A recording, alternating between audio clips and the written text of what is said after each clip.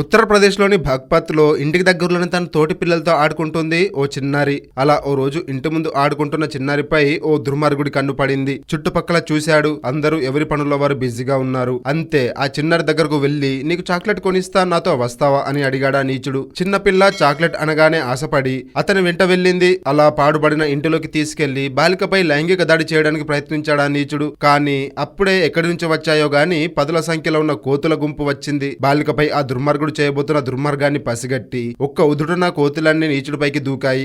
ఆ బాలికను వదిలిపెట్టే వరకు ఆ దుర్మార్గుడిపై దాడి చేశాయి. ఊహించని ఈ పరిణామంతో భయంతో వణికిపోయి కోతుల దెబ్బకు ఆ చిన్నారిని అక్కడే వదిలేసి పరారయ్యాడు ఆ దుర్మార్గుడు. అలా నిందితుడి నుంచి తప్పించుకున్న ఆ చిన్నారి ఇంటికి వెళ్ళింది. తల్లిదండ్రులకు జరిగిన విషయం మొత్తం చెప్పింది. దీంతో వానరాలకు ప్రతిరూపమైన హనుమంతుడే వచ్చాడని నమ్ముతున్నారు ఆ స్థానికులు. కోతి రూపంలో వచ్చిన ఆంజనేయుడు చిన్నారిపై అఘాయిత్యం చేయాలనుకున్న దుర్మార్గుడికి సరైన బుద్ధి చెప్పాడని అంటున్నారు. ఇక ఈ ఘటన గురించి ఫిర్యాదు తీసుకున్న పోలీసులు సెక్షన్ 74, 76 తో పాటు పోక్సో చట్టం కింద కేసు నమోదు చేసి ఆ నీచుడి కోసం గాలింపు మొదలు పెట్టారు.